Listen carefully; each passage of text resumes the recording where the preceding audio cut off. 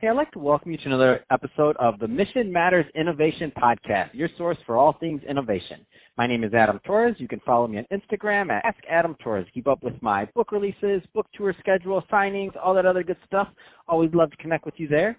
And as always, if you'd like to apply to become a co-author of one of my upcoming books, just head on over to the website, missionmatters.com, and click on Become an Author to apply. All right, so I have Gessie Schechinger on the line, and he's Chief Revenue Officer over at OnCourse Sales Engagement Platform. Gessie, welcome to the show. Oh, thank you so much for having me, Adam. I appreciate it. Oh, man, so I'm excited to get into today's topic. So the benefits of sales automation, you are the guy that I want on the line to talk about that. But before we get into it, let's go a little bit further into what you're doing over at OnCourse Sales Engagement Platform. So tell us a little bit more about the platform, please. Yeah, so OnCourse, we call it a sales engagement platform, and it's not just a cute new word for CRM. And so the CRM, or customer relationship management functionality of it, is a big part of it. But what the platform does and how it was created was really out of the spirit of, we had a problem with our business, and ZipTech, which is our mothership, we had quite a few sales tools that we were buying. And we just kind of looked at our expenses, and it seemed like we were adding on just tons and tons and tons of these little SaaS products. And so we really just decided, like, hey, you know what, we're just going to put everything in one platform and make our own life easier. And so we built out that CRM functionality. We also brought in the voice over IP phone.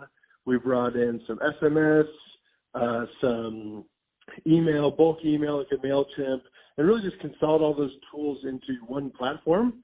And then, it seemed to work for us, and so now we're launching it out into the public.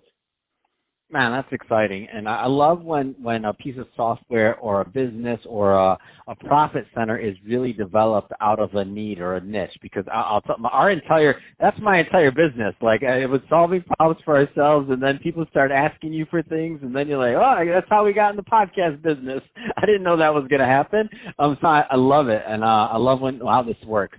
That being said, I do want to go further into the benefits of sales automation. So what are some of the, before we get into the benefits, I want to talk a little bit more about what you feel are some of the problems that people kind of run into when they start thinking about automating process. Because we always hear this buzzword, right? Automation.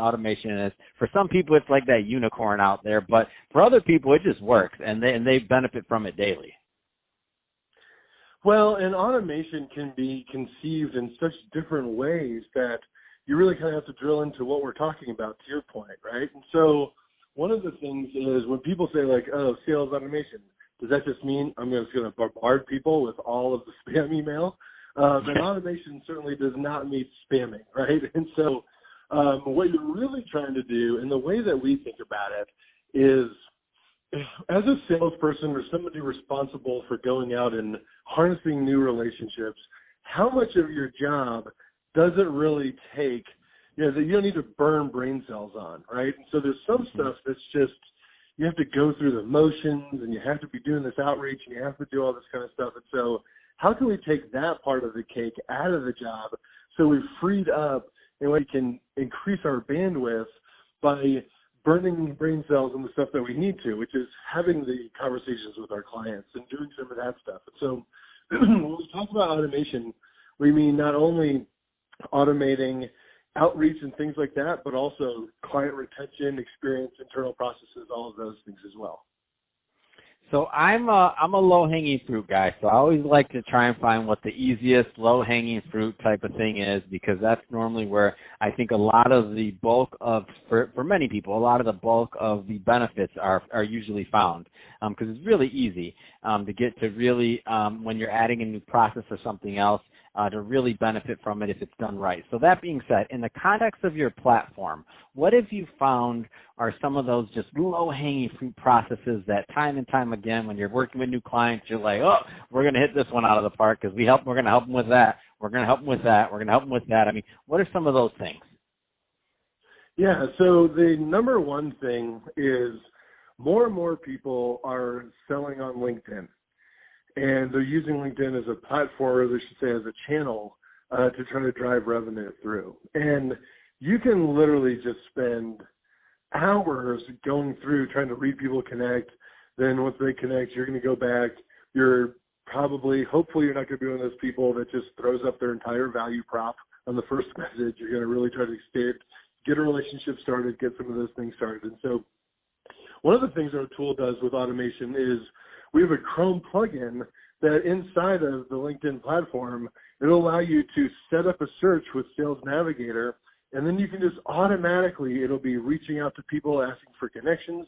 Then you can set up an automated message that then goes out thanking people for those connections.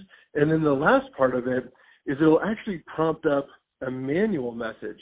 And what I mean by that is it's not going to be a canned message, but it's going to prompt you with maybe a template that you can then take a couple times to personalize it, make sure that you're, studying up on the person you're reaching out to, but it'll prompt through and then help you just go through those. And so you're eliminating 2 out of the 3 steps you need to do. And, when you take that and then you also incorporate some email drip campaigns that we spoke about, you're reaching out to 150 people per day on LinkedIn and 200 people per day via email, and you haven't had to do one thing but push a button on the keyboard. Wow, and the good thing, what I like about the distinction that you make is that what you're really doing is you're trying to build a relationship there. So you're not just spamming people. You're not, hey, buy my product. You're not this. You're not that. You're seeing who's open to connecting and who's open to networking and who maybe you have some synergies with. And that's what I think becomes really interesting about your process. So it's the same thing as and the way I always like to tell people is I'm like, just think about it like this. When you went to a networking event like in person, there's the person that goes and tries to has a stack of cards and hands 100 of them, and then there's the person that wants to talk to 10 people and make 10 meaningful connections. Which one do you want to be? That's the way I look at it.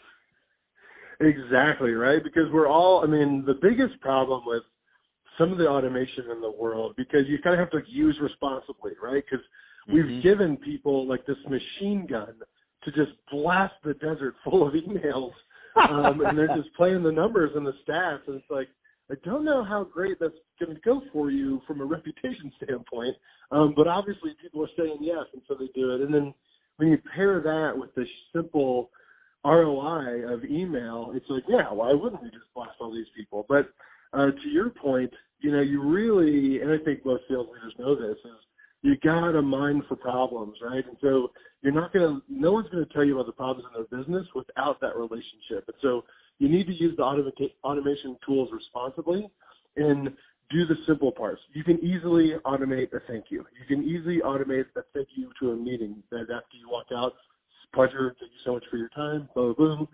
You can do a lot of that stuff. And then quite frankly, the other thing that we use in our platform is a lot of that delayed email function. So, Adam, you and I are going to be having a meeting.